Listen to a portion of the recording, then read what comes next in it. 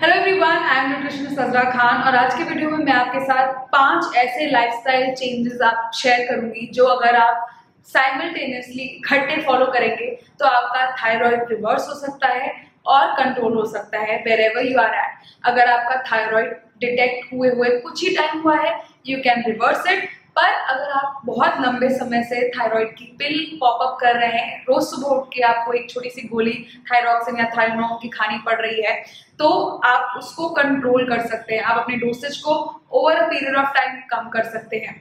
मैं Azra Khan, a nutritionist by profession with over 4 years of experience in health and wellness industry.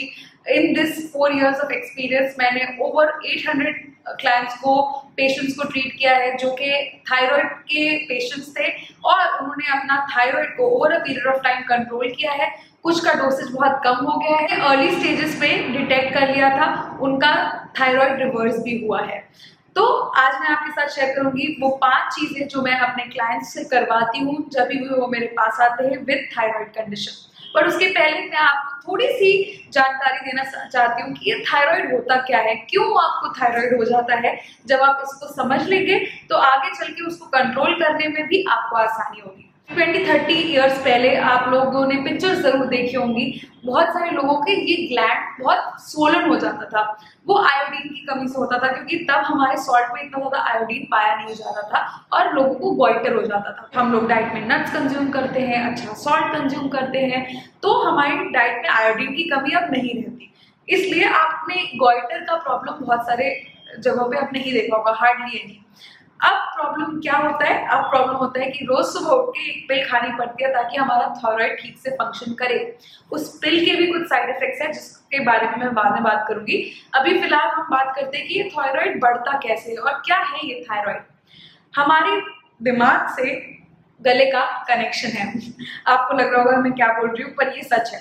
हमारे दिमाग में, छोटा दिमाग हाइपोथैलेमस के अंदर एक ग्लैंड होता है जिसको कहते हैं पिट्यूटरी ग्लैंड। पिट्यूटरी ग्लैंड से TSH, thyroid stimulating hormone, release होता है जो कि थायराइड ग्लैंड में जाता है और उनको बोलता है कि बॉस अब T4 T3 रिलीज करिए।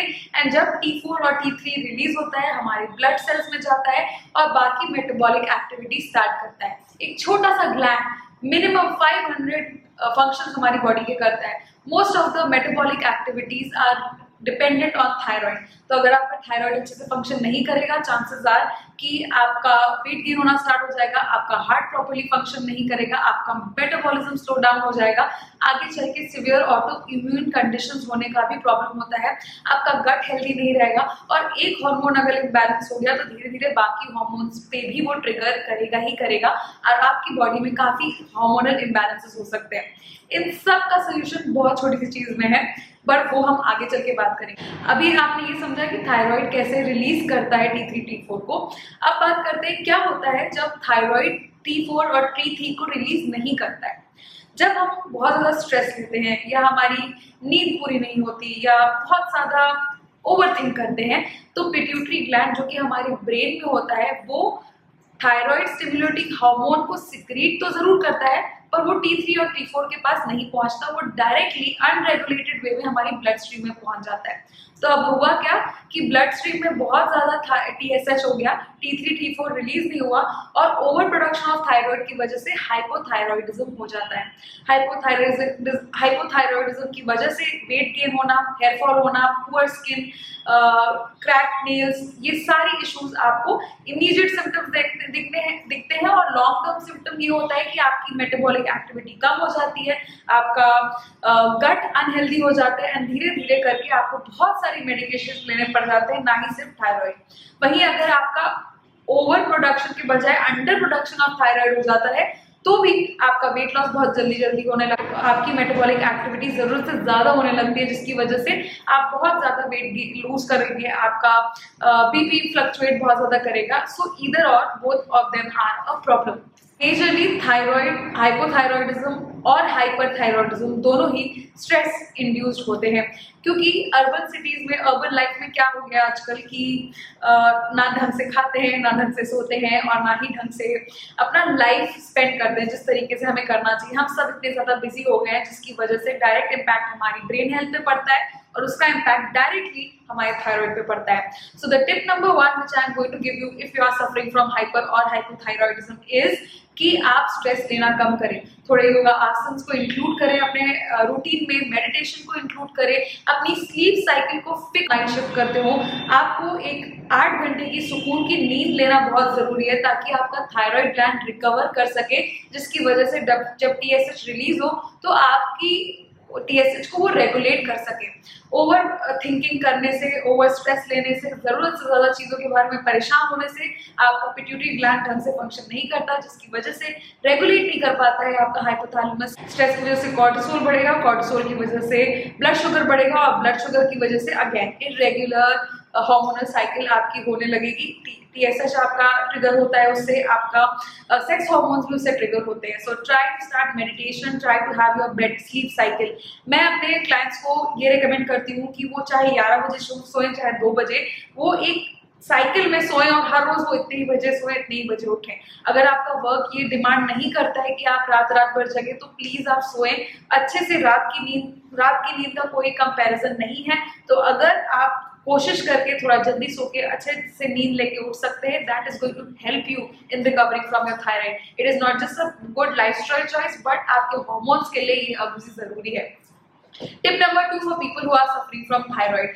बहुत सारे लोगों के क्वेश्चंस आते हैं, मेरे पास ये मिथ आता है कि क्या हम क्रूसीफेरस वेजिटेबल्स कंज्यूम कर सकते हैं, या हम पीनट्स या सोया प्रोडक्ट यूज कर सकते हैं क्योंकि हम वेजिटेरियन हैं, तो हम अपना प्रोटीन इंटेक कैसे कंप्लीट करें। तो बिल्कुल हाँ, आप पीनट्स, सोया प्रोडक्ट्स और आप क्रूसीफेरस वेजिटेबल्स को कंज्यूम करिए। In fact it is very good if you include all these. It is going to be a sign of balanced nutrition, which is very important if you are suffering from hormonal imbalances. A balanced nutrition is going to help you reach your fitness goals and better your hormones as well. कि आप peanuts, walnuts, cruciferous vegetables और सोया products को consume करिए, but उसको पका के consume करिए। अक्सर इसको मना इसलिए किया जाता है for people who have thyroid is because उसके अंदर एक एंजाइम होता है। इन सारे प्रोडक्ट्स में एक एंजाइम है गोइट्रिन, जो कि आपकी थायराइड अब्जॉर्प्शन को, TSH, T3, T4 के अब्जॉर्प्शन को इनहिबिट करता है। पर अगर आप उसको अच्छे से पकाएंगे तो वो आपकी प्रॉब्लम सॉल्व हो जाएगी। तो अच्छे से कुक करके खाइए। सोया प्रोडक्ट्स हैं तो उसको कुक करके खाइए, पीनट्स है तो उसको सॉटे करके खाइए। अगर क्रूसीफेरस वेजिटेबल्स आप खा रहे हैं तो उसको अच्छे से पका के या स्टीम करके खाइए, एंड ये आपके लिए बिल्कुल हार्मफुल नहीं हो। Number 3 which is very important to regulate your TSH, T3 and T4 is कि आपको एक्सरसाइज करनी ही पड़ेगी। अपने लिए कोई भी एक्सरसाइज रूटीन बनाइए जो आपको पसंद है। जिम जाना नहीं पसंद है, मत जाइए। हफ्ते के 5 दिन कोई भी ऐसी फिजिकल एक्टिविटी करिए जिससे आपकी मसल्स को जब आपको हाइपोथायरॉयडिज्म या हाइपरथायरॉयडिज्म होता है तो उसके साथ साथ बॉडी का कैल्शियम भी इम्पैक्ट होता है। कैल्सिटोनिन आपका कम हो जाता है। एक हार्मोन है कैल्सिटोनिन जो कि कैल्शियम प्रोडक्शन के लिए रिस्पॉन्सिबल है, जो अगेन ट्रिगर होता है। तो आपको इम्पॉर्टेंट है कि अपनी बोन हेल्थ का आप ध्यान रखें, अच्छे से अपने सप्लीमेंट्स को टाइम टू टाइम ले। That is going to be point number 4। But point number 3 is that आप अपने लिए एक वर्कआउट प्लान प्लीज बनाएं which is going to help your heart rate, which is going to help your brain health, which is going to help better absorption of oxygen in your cells because of activity, and that in turn is going to help fix your thyroid, reduce your thyroid का dosage अगर बहुत ज़्यादा है, और recover भी हो सकते हैं आप। अगर आप 4.5 से 5 की रेंज में हैं तो आप बहुत जल्दी उसको रिकवर भी कर सकते हैं। अर्ली स्टेजेस पे अगर हमारे पास क्लाइंट्स आते हैं तो हमने उनके थायराइड को, हाइपोथायरॉयडिज्म को रिकवर किया है। और अगर बहुत लंबा आप 8, 9, 10 साल से थायराइड की पिल ले रहे हैं तो आपको मैं ये बता सकती हूँ कि धीरे धीरे करके over a period of time आपका डोसेज कम हो जाएगा और कैल्शियम अब्जॉर्प्शन बॉडी का बेटर हो सकता है विद प्रॉपर लाइफस्टाइल मैनेजमेंट। एक बार अगर आपने प्रॉपर लाइफस्टाइल मैनेजमेंट की पिल ले ली तो आपको थायराइड की पिल नहीं लेनी पड़ेगी। नहीं तो नहीं ना सही, बट जरूर आप उसको कम कर सकते हैं। तो प्लीज उसके बारे में सोचें। 4th is your supplements. क्योंकि थायराइड की पिल हम खाली पेट लेते हैं, वो इसलिए लेते हैं क्योंकि उसके साथ साथ बाकी न्यूट्रिएंट्स का अब्जॉर्प्शन नहीं होता है, इसलिए आप बाकी सप्लीमेंट्स को इवनिंग में रखें। आपके सप्लीमेंट्स में कैल्शियम, विटामिन डी, बी का जरूर इनकॉर्पोरेशन होना चाहिए ताकि आपकी बोन हेल्थ अच्छी रहे। No matter what your age, it is important that you take supplements if you have thyroid, because chances are calcitonin अच्छे से नहीं काम करेगा तो आपकी बॉडी में कैल्शियम अब्जॉर्प्शन कम होगा ही होगा। सो try to start having calcium supplement as well. Number 5 point which I tell my clients to focus and follow, और ये मैं आपसे भी गुजारिश करूंगी कि ओवर स्ट्रेस ना हो। जितना ज़्यादा आप स्ट्रेस होंगे उतना ज़्यादा आपका हाइपोथैलेमस ट्रिगर होगा और उतना ज़्यादा आपका TSH ओवर रिलीज या अंडर रिलीज होगा। ट्राई टू काम yourself down, don't stress, don't trigger your cortisol. कोशिश करिए अपने लाइफस्टाइल को over a period of time better करने की। रातों रात कोई मैजिक नहीं होने वाला है। गिव योर सेल्फ टाइम, अपने लाइफस्टाइल को मैनेज करने की कोशिश करिए and eventually over a period of time you are going to recover और you are going to heal. Last में मैं आपको एक और चीज बताना चाहूंगी, रेगुलरली एवरी 6 मंथ आप अपने थायराइड को मॉनिटर करें। पूरी थायराइड प्रोफाइल कंप्लीटली आपको करानी है। TSH, T3, T4 के साथ साथ एंटी TPO और ATG का टेस्ट भी आप जरूर कराएं। दैट इज माय रिकमेंडेशन, जो कि आपको बताएगा कि आपका अगर बहुत ज्यादा वर्सन कंडीशन है, बहुत ज्यादा हाई डोसेज है आपका थायराइड का, तो कहीं आपको ऑटो इम्यून डिसऑर्डर होने के चांसेस तो नहीं है। ये सिंपल टेस्ट है, डरने की जरूरत नहीं है, बट अवेयर होने की जरूरत है, तो आप ये जरूर कराएं। आई होप ये वीडियो आपकी मदद करे इन डिसाइडिंग कि आपको किस तरीके से अपने थायराइड को मैनेज करना है।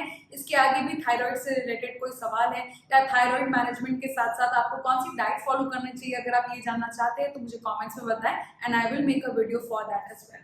I hope this video was helpful for you. If you like my content, please do not forget to subscribe to my channel, hit the bell button as well, so that whenever I upload a video you get notified. I'll see you guys very soon in my next video. Until then, stay fit, stay happy, stay healthy. Goodbye.